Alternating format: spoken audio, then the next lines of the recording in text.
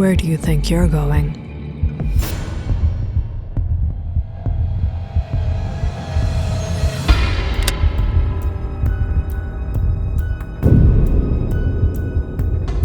Zaki, run!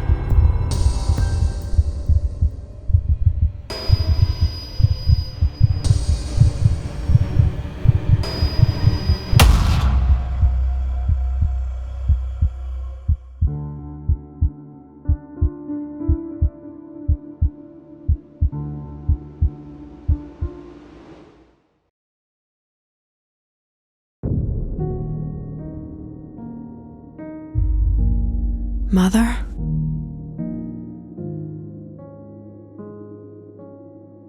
Zaki, everything's going to be fine. Don't be afraid. Come on, get up. Let's go.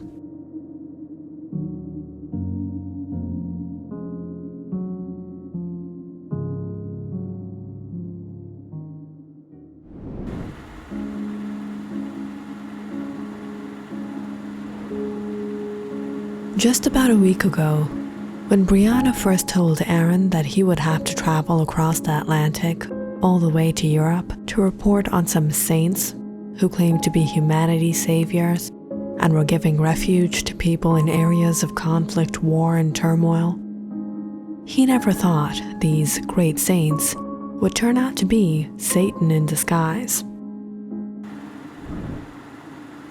Rather than saviors, these people were playing politics with the lives of helpless people who had no choice but to leave behind their homes and properties and came here only to save their lives and their families. These so-called refugee camps they were providing was upheld only by double standards in every aspect. People were being divided based on their religion or the color of their hair or eyes. Some were given privileges, while others were withheld from even basic rights. Some were short of safety and security, while others suffered from horrible facilities, from the quality of their food, a place to stay, from obtaining work permits to earn their own living. Even women and children weren't spared from these double standards. Human beings were no longer treated like human beings, as if a person's religion, the color of their skin, or their eyes could make anyone any lesser of a human. Aaron drove down the lonely highway, pondering on the situation, feeling so enraged yet so helpless. When will we learn to treat humans as humans? After everything he witnessed, he felt so psychologically drained. These last few days had been so tiring. Aaron leaned back, trying to calm down to the soothing breeze in the secluded area. When all of a sudden, he noticed a woman and a young boy on the road ahead, barely hitting the brakes. Aaron screeched the car to a stop just inches away from them and peered out the window. "Are you crazy? You almost got yourself and your son killed." The woman quickly ran up to Aaron as her son followed. "Sir, please help us. We've traveled this far only in search for safety. We've been walking for a long time." Noticing the exhaustion and fatigue in their eyes, Aaron realized the matter and unlocked the door. "I understand. Get in the car. I'll get you to help." "Thank you so much, sir." The woman hastily took her son and got into the car. "I'm Aaron Moore. I'm a reporter from America. My name is Maria, and this is my son, Zaki. So, where do you want to go?" "I hear there's a refugee camp in Lutenberg, but some of my distant relatives live in Belbourne. Perhaps they might be able to help us." "All right, don't worry, I'll take you there." Aaron smiled at the young boy when he noticed the shoes on his feet. They were ragged and torn, and so was his mother's. "How long have you been traveling?" "It's almost been 6 days. We were on a boat for 3 days and reached Meriden. From there, we've been on foot. And your husband? The woman fell silent for a while before she said, "He's no more. It's only my son and I." "I'm so sorry for your loss," Aaron said, when he suddenly realized something. "From Meriden? That's really far from here. You and your son walked this entire distance?" "Yes." "But how? There is nothing in between. Have you slept, eaten?" "We tried to rest wherever we could find some shelter, but we ran out of food and water about a day and a half ago." "What?" Aaron stared at Maria in surprise as he hurried to take out some leftover food he had in his bag from lunch and offered it to the boy. "This is what I have with me right now. I'll try to take you two to help as soon as I can." Seeing the food, Zaki looked at his mother. Maria ushered him forward and almost instantly, Zaki took it in his hands and began eating. Aaron searched his bag and took out some juice. "I'm sorry, but I don't have water with me. It'll take a while to reach there. Why don't you try to sleep and I'll call you when we get there." With that, Maria leaned back as Zaki lay down on her lap and soon fell asleep. It took nearly 3 hours to reach the refugee camp in Lutenberg, and the weather had become quite chilly as well.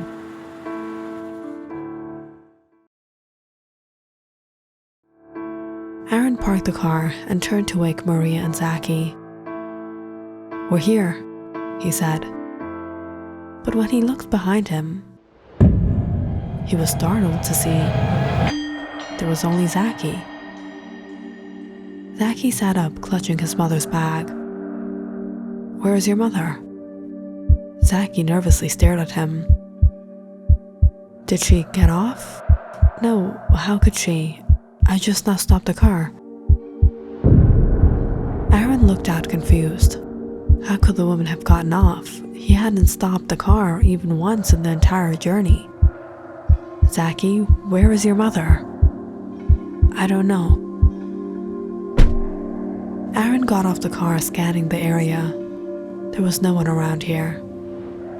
He then looked at the young boy. What was he going to do now? After a while of trying to figure what happened, Aaron decided to take the boy to the camp. "Don't worry, you'll be safe here. They'll take care of you."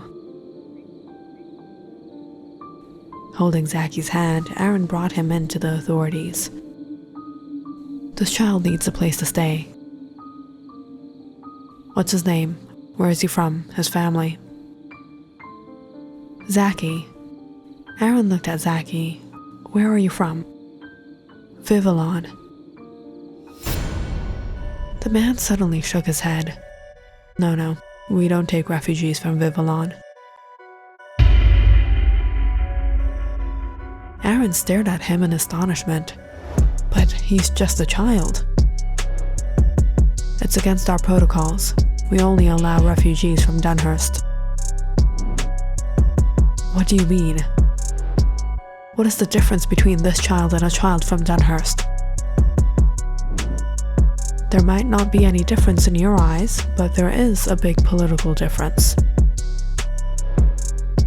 Hearing the man's words, Aaron felt enraged. What is wrong with you people? Have you lost all your humanity? Is everything politics for you people? The rules are rules. And if you are so sympathetic for these people, why don't you keep him? Seeing the arrogant snicker on the man's face, Aaron burned in rage, but somehow controlled himself. "Fine, I will." With that, he took hold of Zaki's hand and stormed out of there. Now all alone in this foreign country, Aaron stood in the middle of this unknown neighborhood with this young boy. What was he going to do now?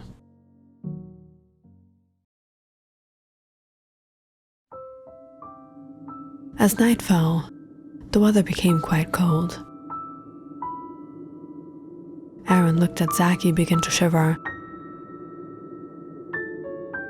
Aaron got down to Zaki and put the jacket on him, as he told him, "Don't worry, we'll figure something out. Your mother said you had some distant relatives in Belbourne. Do you know their address?" Zaki opened up his bag and began searching. Aaron realized he was carrying money and jewelry, perhaps belonging to his mother. Zaki took out a paper and handed it to him. "This address is almost a day's drive away. All right, let's get going then." Zaki sat inside the car, clutching onto the bag. "You can keep the bag in here. It'll be safe," Aaron said, opening one of the compartments. "Come on, you want to sit up front?" "Yes." Zaki climbed in and sat next to Aaron as he started the car. The boy quietly looked out the window as they drove off. The journey was long and exhausting. Aaron hadn't slept in over a day, but he managed to pull through.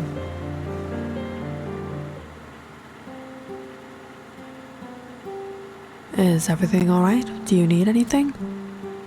I'm hungry." Sometime in the middle of the night, Aaron stared at his watch.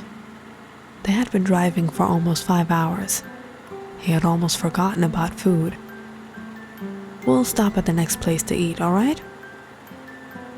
After driving almost half an hour more, Aaron stopped at a small shop and finally took a break. "They have burgers, fries, or do you want to have a gyro?" "A gyro." "With white sauce?" "Yeah, me too." After having a real meal in what was days, Aaron and Zaki got on the road again. There was still a long way to go. "I have to go." "Go where?" "Oh, but we're in the middle of nowhere."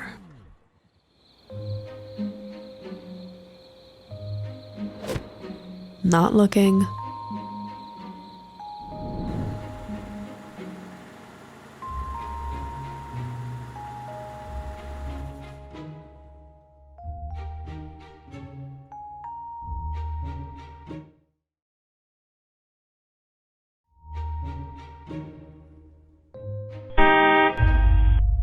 What happened?" "It's morning already? How much longer? We'll be there soon."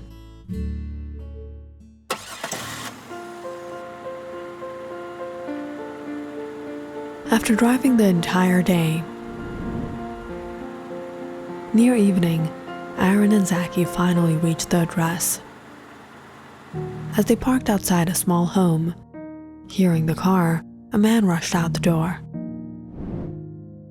Zaki widened his eyes as he ran out towards him, and the man took him in his arms. "Uncle!" "Zaki, we've been waiting since we got the letter from your father. It's been over a week. We were so worried for you guys. Where's your mother and your father?"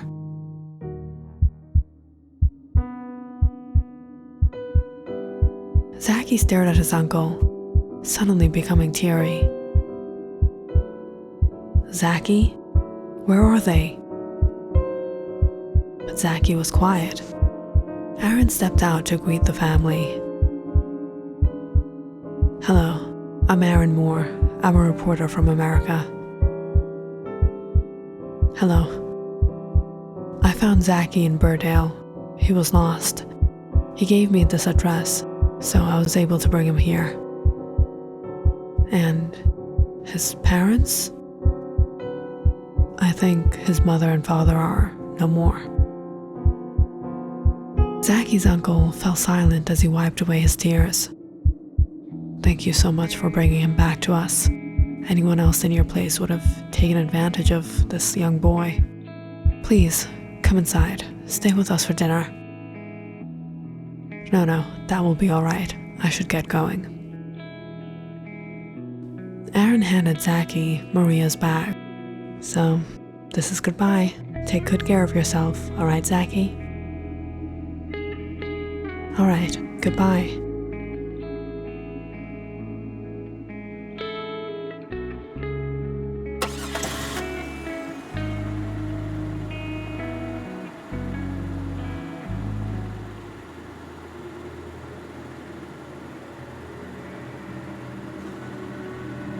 Maria, was she really with him? What did I see? That day, Maria was able to save her son, but she couldn't save herself.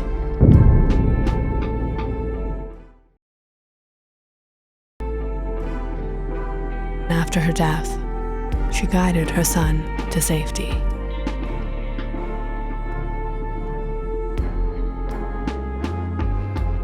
Click on the subscribe button and check out more awesome videos on our channel.